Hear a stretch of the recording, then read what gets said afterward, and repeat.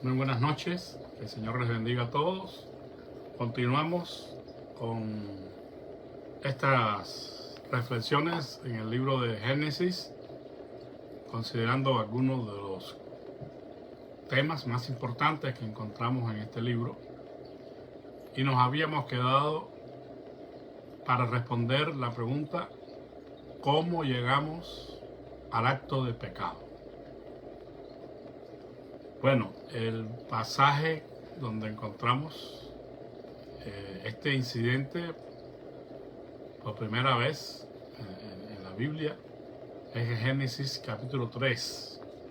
El relato está dado pues desde el versículo 1 al versículo 24. Génesis 3, 1 al 24.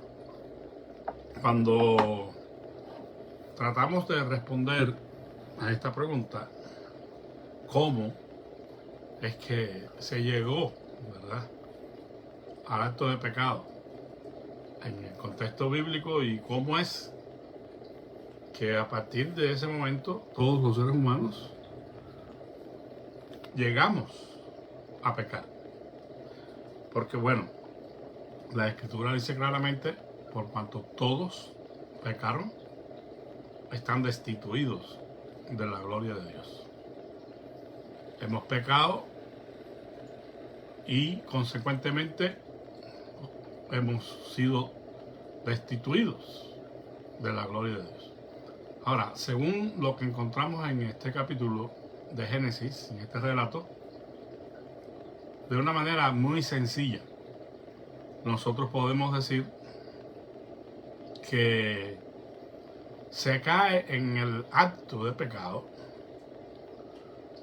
a través de un proceso, ¿verdad? Y lo primero que encontramos aquí fue el diálogo con el enemigo. Cuando Adán y Eva comenzaron a dialogar con el enemigo y escucharon sus argumentos, específicamente la mujer, ¿verdad?, que fue la primera en dialogar con el enemigo y escuchar sus argumentos, fue engañada y pecó. Lo primero que tenemos que pensar entonces en el contexto nuestro ahora, una vez que ya incluso hemos comenzado a caminar con el Señor, eso no evita o hace imposible que no vamos a pecar, ¿verdad? Pero vamos a minimizar las posibilidades de caer en el pecado si tomamos en cuenta esto. Lo primero que tenemos que hacer para evitar caer en el pecado es dialogar con el enemigo. Nosotros tenemos el conocimiento de la palabra de Dios, de lo que es la voluntad de Dios para nuestras vidas. Bueno, se supone, ¿verdad?, que lo que estamos caminando con el Señor, conozcamos su palabra y sepamos todas aquellas cosas que Dios considera un pecado y hay aquellas que no lo son. O sea, que con el conocimiento de la palabra de Dios podemos identificar lo que es y lo que no es agradable al Señor. De hecho, hay un versículo que nos ordena hacer eso. En Efesios 5:10 dice que debemos comprobar lo que es agradable al Señor. Entonces, desde primera instancia, que viene una insinuación o una incitación del enemigo a nuestras vidas para hacer algo que ya nosotros podemos identificar como que es contrario a la voluntad de Dios, debemos cortar allí mismo por lo sano. Es decir, no dialogar con el enemigo, porque el enemigo es astuto y el enemigo puede engañarnos. Y es una de las posibilidades latentes para nosotros. Incluso Jesús advirtió a sus discípulos: mirad que nadie os engañe. Entonces tenemos que aprender a identificar aquellas cosas que vienen a nuestra mente o que alguien nos proponga para saber si son o no son agradables al Señor. incluso las que parecen inofensivas, cuando tenemos la guianza y la dirección del Espíritu Santo en nuestras vidas y conocemos bien las Escrituras, sabemos por medio del discernimiento espiritual identificar aquellas cosas que huelen mal, que son sospechosas, que no están del todo claras. Pues mejor cortar por lo sano. Entonces, no dialogue con el enemigo, porque lo primero que va a hacer es que usted dude de la palabra de Dios. Cuando usted pone en duda la palabra que Dios le ha dado, entonces está abriendo la puerta al pecado. Tenemos que tener plena confianza en lo que Dios ha dicho y no argumentar con el enemigo.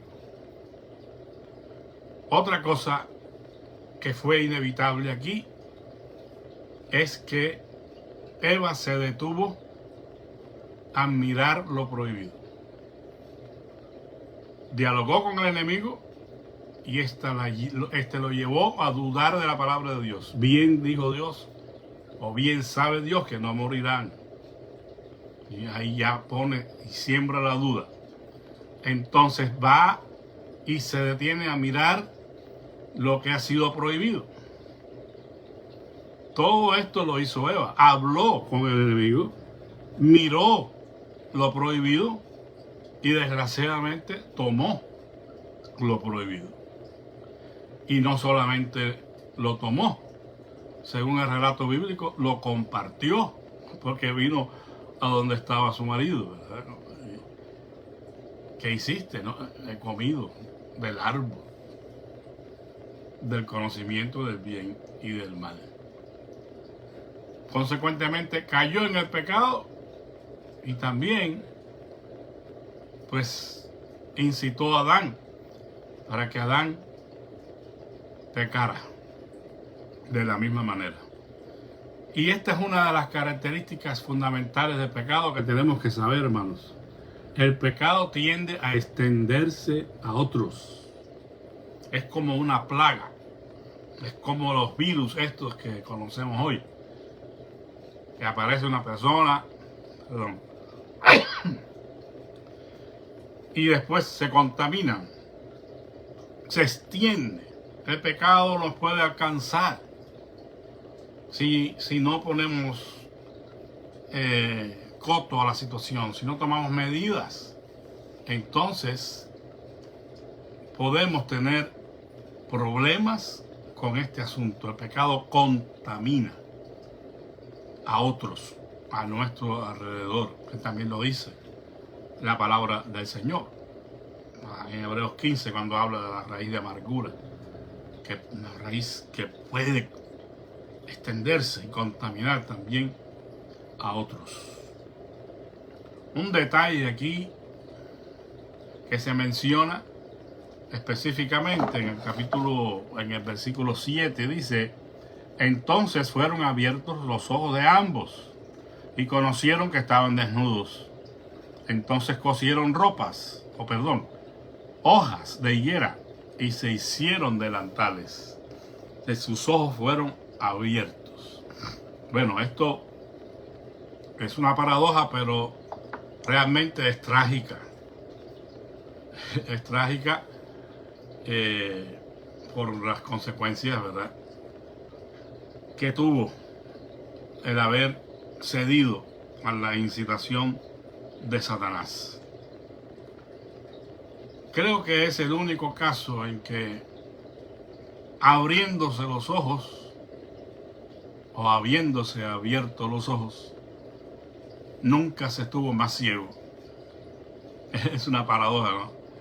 Porque realmente sus ojos fueron abiertos, pero para conocer el mal. Quedaron vendados para caminar con su Creador en la paz del Edén. Y a todos nos ha alcanzado esas mismas consecuencias.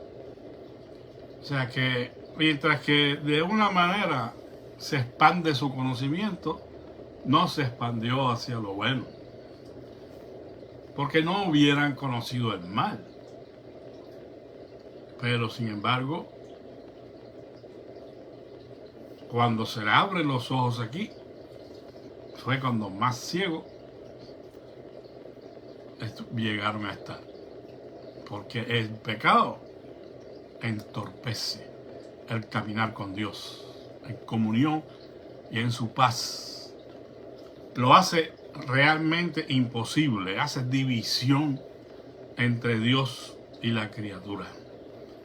Incluso el Señor, hablando a su pueblo en Isaías 59, le dice: mis oídos no se han agravado para escuchar, ni mis manos se han cortado para bendecir, pero vuestros pecados, vuestras iniquidades han hecho división entre ustedes y yo, porque Dios es santo y aborrece el pecado.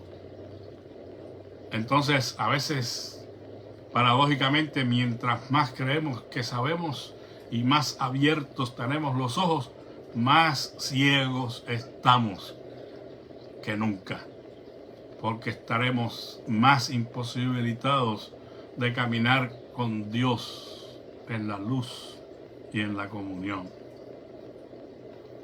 El hombre, al ser abiertos sus ojos a la realidad de que habían cometido pecado, entonces hicieron algo interesante en el versículo 7 que acabamos de leer. Dice que cosieron hojas de higuera. Estas hojas de higuera representan la justicia propia del hombre. Fue el primer acto humano para cubrir su maldad delante del Señor mediante sus propios medios. Y esta es una cosa que no ha dejado de suceder. El hombre, en su pecado, apela a su propia justicia, a sus propios argumentos que ellos creen que son legítimos y suficientes para justificar, valga la redundancia, sus actos de pecado. Incluso no los consideran actos de pecado, porque la justicia propia, los méritos personales que ellos creen tener, no les pueden hacer posible ver la violación de la justicia divina que están cometiendo. Entonces, las hojas de higuera, eso representan los intentos humanos para cubrir la maldad delante de Dios, justificándose de alguna manera, no, o queriendo justificarse, porque no lo logran definitivamente. Y es algo realmente triste. En el versículo 8 leemos: y oyeron la voz de Jehová Dios que se paseaba en el huerto al aire del día. Y el hombre y su mujer se escondieron de la presencia de Jehová Dios entre los árboles del huerto.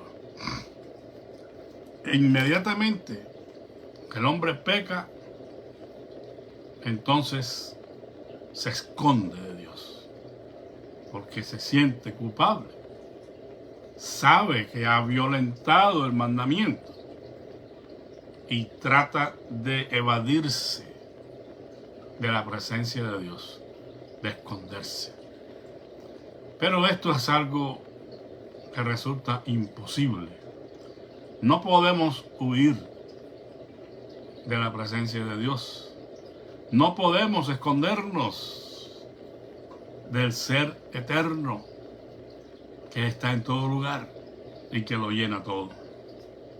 Realmente este acto de Adán y Eva de tratar de esconderse de la presencia del Eterno es una página negra de nuestra historia, de la humanidad, que tristemente sigue siendo leída en los libros de nuestra propia vida personal, porque hasta hoy seguimos escondiéndonos de Dios por causa del pecado.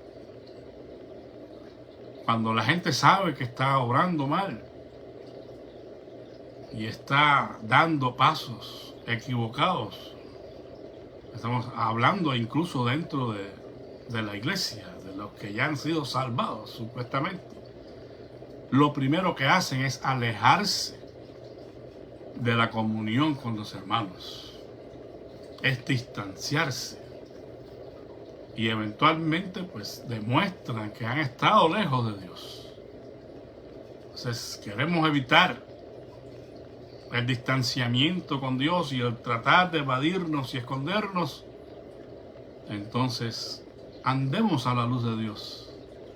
Caminemos con Él en transparencia. Seamos prestos para identificar el mal y apartarnos. Incluso si llegáramos a pecar, porque la posibilidad esa está latente siempre. Pero la Biblia dice que el que confiesa su pecado y se aparta, alcanza misericordia. Entonces, seamos vigilantes de nosotros mismos. No entremos en diálogo con el enemigo. No nos detengamos a mirar lo prohibido. Huyamos de esas situaciones, como huyó José cuando se le quiso hacer aquella encerrona y hacerlo caer con la mujer de Potifar. Aprendamos a correr, a huir, como el apóstol Pablo le aconsejó a Timoteo. Huye, Timoteo, de las pasiones juveniles. Huyamos, hermanos, salgamos de todas aquellas situaciones, personas que potencialmente pueden hacernos pecar contra el Señor.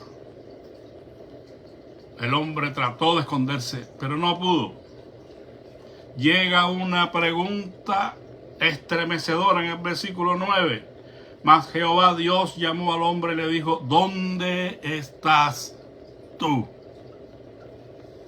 Wow. ¿Dónde estás tú? Adán tratando de evadirse, esconderse, pero la poderosa voz de Dios viene y lo confronta. Adán, Adán. Adán no responde. ¿Dónde estás tú? Es la misma pregunta que Dios hace hoy a cada ser humano que vaga lejos de su presencia, lejos de su amor redentor en Cristo Jesús. Él siempre sale al encuentro de las personas en su propia arboleda, donde está escondida. Y gracias a que Dios hace eso, fuimos hallados nosotros. Si el Señor no nos hubiera buscado, no hubiéramos sido hallados. Nosotros le amamos a Él porque Él nos amó primero. Cada uno de nosotros tenía su propia arboleda, su propio escondite. Pero Dios llegó y nos encontró, nos alumbró con su luz para hacernos despertar. Bendito sea el nombre del Señor, que así pasó. Cuando el Señor le hace esta pregunta, comienza un dilema tremendo allí. No fue tan sencillo como: aquí estoy, Señor, perdóname. No. Leemos. Y Dios le dijo, porque Adán responde: oí tu voz en el huerto y tuve miedo, porque estaba desnudo y me escondí. Y Dios le dijo: ¿quién te enseñó que estabas desnudo? ¿Has comido del árbol que yo te mandé no comieses? Y el hombre respondió: la mujer que me diste por compañera me dio del árbol y yo comí. Entonces Jehová Dios dijo a la mujer: ¿qué es lo que has hecho? Y dijo la mujer: la serpiente me engañó y comí. Bueno, primeramente observamos, ¿verdad?, que el hombre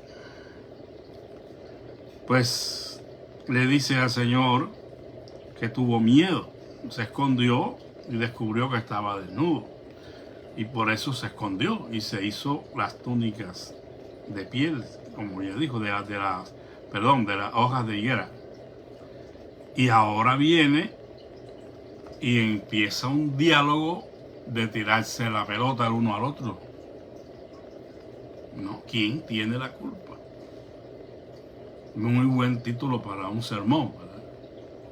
¿Quién tiene la culpa? No, señor. Yo soy inocente.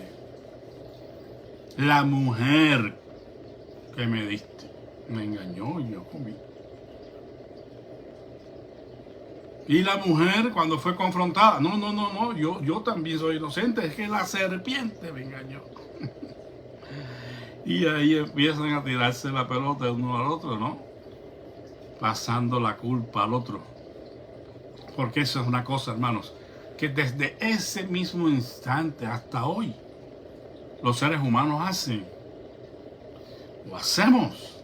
Siempre estamos buscando un culpable fuera de nosotros mismos para justificar nuestros actos. Alguien más tiene la culpa, menos yo.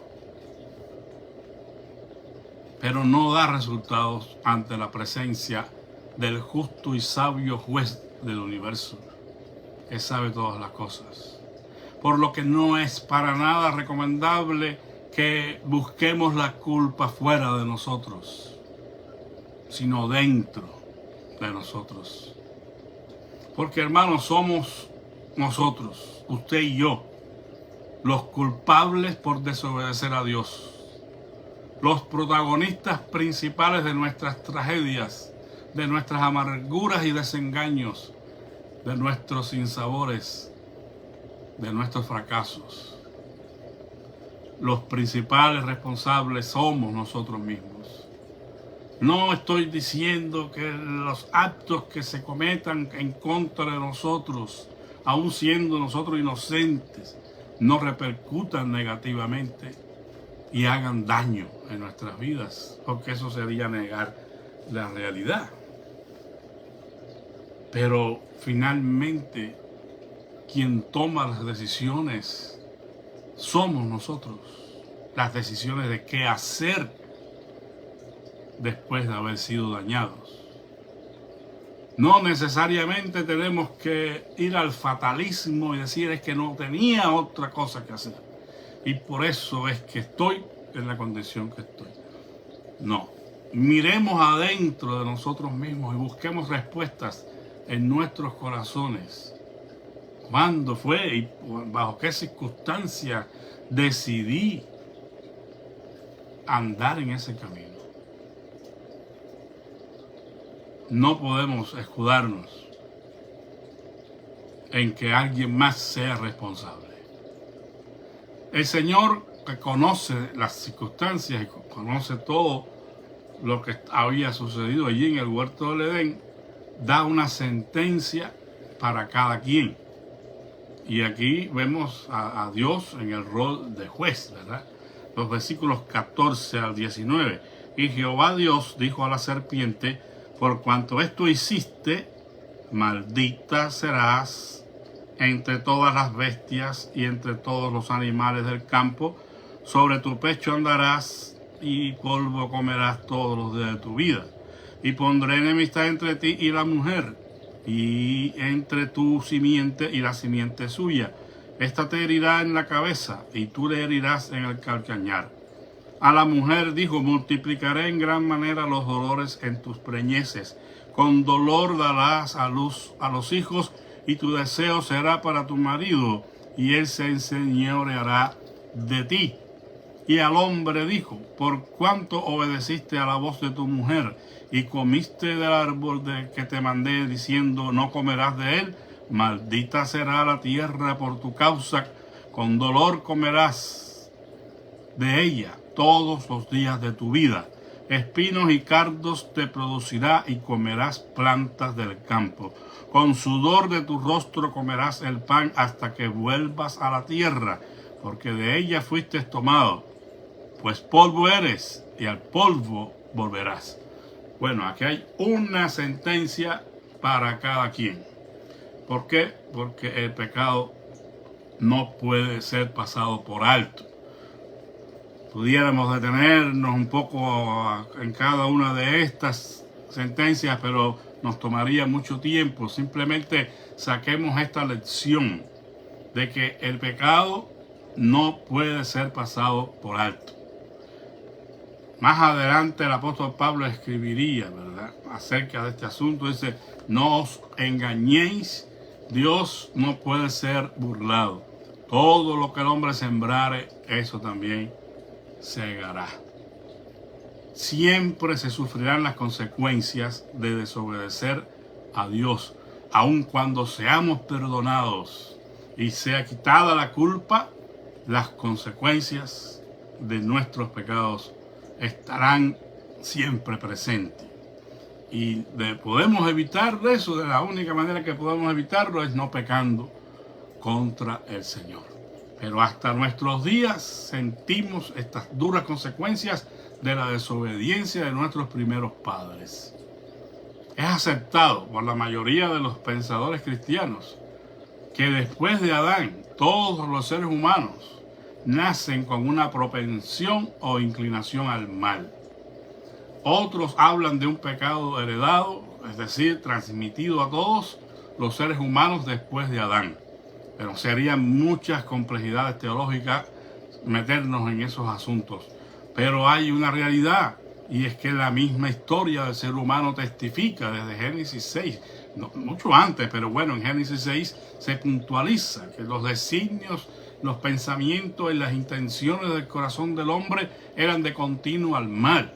O sea, que lo que estábamos diciendo ahorita, del pecado que se propaga, se intensifica como una plaga. Entonces eso ha hecho pensar en muchos pensadores, teólogos, en la existencia de un pecado original, un pecado adámico, como quieran llamarlo, ¿no? Como una inclinación o propensión que el individuo tiene al mal. Hubo controversias teológicas posteriormente con relación a este asunto. Si usted quiere estudiar, busque el nombre de Pelagio, el pelagianismo, y va a encontrar allí algunas cosas interesantes con relación a este asunto del pelagianismo, y también el semipelagianismo, que tiene que ver con este asunto de el nacimiento del hombre, si lo hace en pecado o con esta propensión, ¿no?, a pecar o no. Bueno, eso se lo puedo dejar de tarea. Lo que sí es cierto es que se observa en la propia experiencia humana que hay hubo una propensión, una inclinación a vivir lejos de la presencia de Dios, a pecar contra Dios. Lo vemos en Génesis 6 y después posteriormente en la Torre de Babel, todos estos temas de querer estar enajenados, separados de Dios, viviendo sus propias vidas, ¿no? Entonces, pues hay peso de argumento por ahí.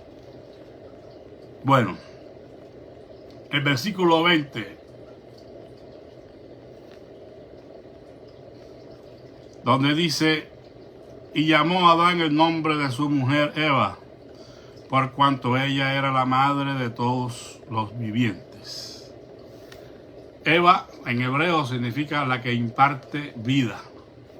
Entonces, por eso es que es llamada la madre de todos los vivientes, o Eva. En el versículo 22 leemos, y dijo Jehová Dios, he aquí el hombre es como uno de nosotros, sabiendo el bien y el mal. Ahora pues, que no alargue su mano y tome también del árbol de la vida, y coma, y viva para siempre. Bueno, la vida eterna es un estado, la vida eterna en un estado de pecado significaría tratar de esconderse de Dios eternamente. Definitivamente, ¿no? Entonces, una verdadera tragedia que realmente Dios quiso evitarnos.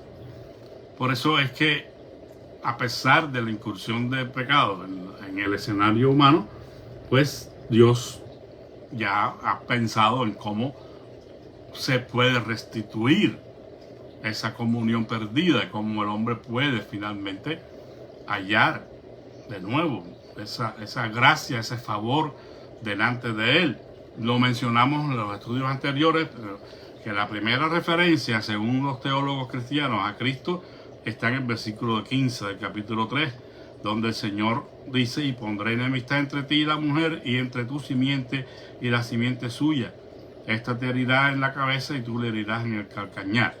Entonces la herida en el calcañar sería pues lo que se hizo, según esta interpretación, ¿verdad?, a la persona de Jesucristo en la muerte en la cruz del Calvario. Y la herida en la cabeza es pues cómo es que Cristo da una herida mortal a Satanás, que lo destituye y al final de los tiempos será juzgado, ¿verdad? Pero es tan solo una interpretación. El punto está en que el hombre, consecuentemente, fue sacado del huerto del Edén. O sea, no fue dejado allí. Versículo 23. Y lo sacó Jehová del huerto del Edén, para que labrase la tierra de que fue tomado. Que esta es una situación importante. Dios no dejó al hombre como si nada hubiera pasado. No pasó por alto su pecado. Le habló, le dijo las consecuencias y lo saca inmediatamente del Edén. Pero no sin antes ser vestidos por Dios. Es un detalle interesante.